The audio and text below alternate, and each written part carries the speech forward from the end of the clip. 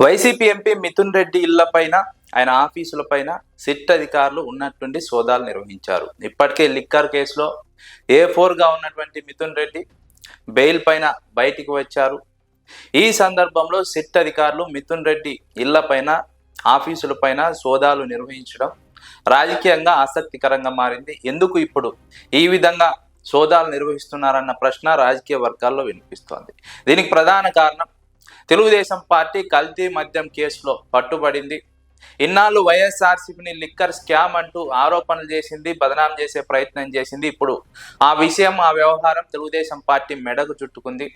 దాన్ని ఎలాగైనా వైఎస్ఆర్సీపీ మీద రుద్దాలని, బురద జల్లాలని ప్రయత్నం చేస్తున్నటువంటి సందర్భంలో మిథున్ రెడ్డి ఏకంగా సిబిఐ విచారణకు కేంద్రానికి లేఖ రాశారు.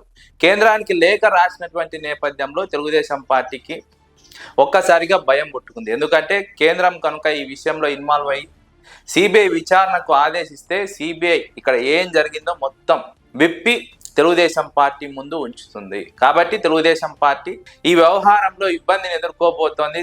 కేంద్రం చేతిలోకి తెలుగుదేశం పార్టీ జుట్టు వెళ్తుంది. అందుకోసమే తెలుగుదేశం పార్టీ సిబిఐ విచారణకు ఆహ్వానించకుండా సిట్ ఏర్పాటు చేసింది. సిట్ అయితే తాము చెప్పినట్టు వింటారు కాబట్టి తాము ఎవరి మీద అయితే నెపం నెట్టమని చెబితే వారి మీద సిట్ అధికారులు నెపాన్ని నెట్టుతారు, వారిని ఇబ్బంది పెడతారు. కాబట్టి ఆ విధంగా తాము అనుకున్న విధంగా వ్యూహాత్మకంగా వ్యవహారం నడపచ్చని తెలుగుదేశం పార్టీ భావించింది. అందుకే సిబిఐ విచారణ కాకుండా సిట్ని ఏర్పాటు చేసింది.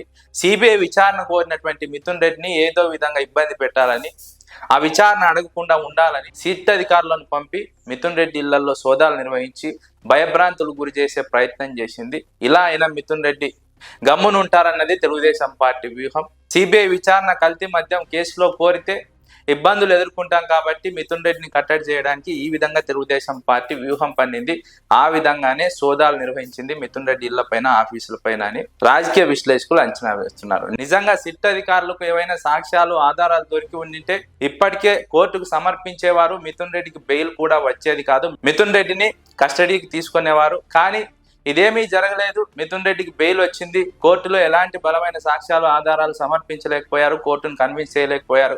అందుకే మిథున్ రెడ్డికి బెయిల్ వచ్చింది. ఇన్నాళ్ళు దొరకని సాక్ష్యాధారాలు ఇప్పుడు దొరుకుతాయని ఎందుకు సోదాలు నిర్వహిస్తున్నారంటే ఇందుకే. మిథున్ రెడ్డి కేంద్రానికి లేఖ రాశారు సిబిఐ విచారణ కోరుతూ.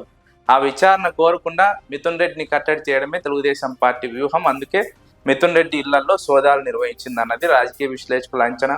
మరోవైపు వైఎస్ఆర్సీపీ నేత జోగి రమేష్ ను ఈ వ్యవహారంలో ఇరికించాలనే ప్రయత్నం, వైఎస్ఆర్సీపీని ఇబ్బంది పెట్టాలనే ప్రయత్నం తెలుగుదేశం పార్టీ మొదలుపెట్టింది. నిందితుడిగా ఉన్నటువంటి జనార్దన్ రావుతో జోగి రమేష్ పేరు చెప్పించి ఈ వ్యవహారాన్ని తెలుగుదేశం పార్టీ వైఎస్ఆర్సీపీకి చుట్టాలని, వైఎస్ఆర్సీపీపై బురద జల్లాలని ప్రయత్నిస్తోంది. కానీ జనార్దన్ రావు చెప్తున్నటువంటి మాటలకు వాస్తవానికి ఎలాంటి సంబంధం లేదని, ఇందులో వైఎస్ఆర్సీపీ నేత జోగి రమేష్ పాత్ర ఏ మాత్రం కూడా లేదని వైఎస్ఆర్సీపీ నేతలు ఘంటాపథంగా చెబుతున్నారు.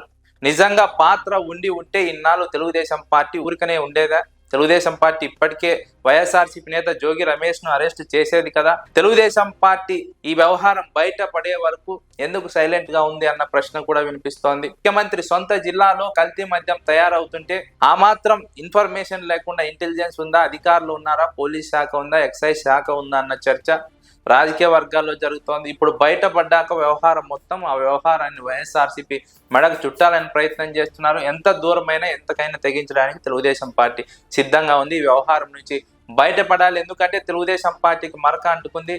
ఇన్నాళ్ళు వైఎస్ఆర్సీపీ పైన లిక్కర్ స్కామ్ అంటూ పుంకాలుగా వార్తలు రాయించారు, ప్రచారం చేశారు. ఇప్పుడు ఆ వ్యవహారం తమ మెడకు చుట్టుకునేసరికి ఊపిరాడడం లేదు.